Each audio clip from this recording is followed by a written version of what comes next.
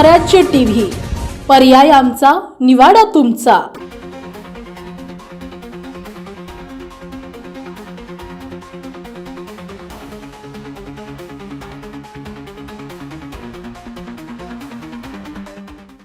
बुलढाणा वनविभागाचे नवनियुक्त डीएफओ जमीर शेख यांनी पदभार स्वीकारताच जिल्ह्यात मोठी कारवाई केली आहे। मंगळवारी जमीर शेख यांच्या नेतृत्वाखाली जिल्ह्यातील 6 सॉमिलवर धाड टाकून जवळपास 800 घनमीटरपेक्षा अधिक अवैध लाकूड जप्त करण्यात आले। या कारवाईमुळे संपूर्ण जिल्ह्यात लाकूड माफियांचे धाबे दणाणले असून वनविभागाच्या या भूमिकेमुळे मोठी खळबळ उडाली आहे। या मोहिमेत डीएफओ जमीर शेख स्वतः मैदानात उतरले होते। त्यांनी सर्वप्रथम केळवद येथील सॉमिलवर धाड टाकली। या ठिकाणी मोठ्या प्रमाणावर अवैध सागवान व इतर लाकूड जप्त करून संबंधित सॉमिल सील करण्यात आली।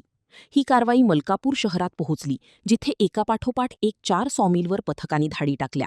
त्यानंतर दसरखेड एमआयडीसी येथील एका सॉमिलवर कारवाई करण्यात आली, जिथे लाकडाचा प्रचंड मोठा अवैध साठा मिळून आला।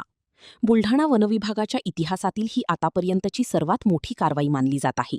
या प्रकरणी सर्व संबंधित सॉमिल चालकांविरुद्ध वन कायद्यान्वये गुन्हा दाखल करण्याची प्रक्रिया सुरू असल्याची माहिती बुलढाणामध्ये सर्वप्रथम मला जी माहिती मिळाली होती त्याच्या आधारित आम्ही चिखली तालुक्यातील केळवद या ठिकाणी सॉमिलवरती सकाळी आम्ही आमच्या टीमने छापा टाकला।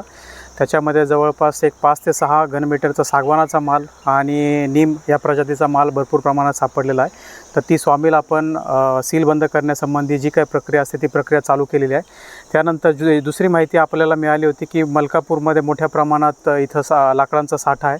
तर त्या धर्तीवरती आपण जळगाव जामोद मोताळा आणि जी आपली मोबाईल स्क्वॉडची टीम आहे त्यांच्या साहाय्याने आपण आज इथं पाहणी केली असता जवळपास एक 5 सॉमिल आपण तपासले आणि 5ही सॉमिलवरती आपल्याला अवैध माल सापडलेला आहे। त्यापैकी जी एमआयडीसी देसरखेडा इथली जी सॉमिल आहे तर आपण सगळेजण बघत आहोत इथं जवळपास एक 500 ते 600 घनमीटर प्रमाणे इतका माल असू शकतो नीमचा, जो की विदाऊट टीपी हा इथं आलेला प्रत्यक्षदर्शी आपल्याला वाटतोय। तरीही माझी पूर्ण जी टीम आहे ती याचं जे काही मोजमाप वगैरे घेऊन त्याचे पूर्ण डॉक्युमेंट्स वगैरे तयार केले जातील आणि त्याच्यावरती कायदेशीर आपण कारवाई करणार आहोत। तर सॉमिल वगैरे सील करण्यात आलेले आहेत।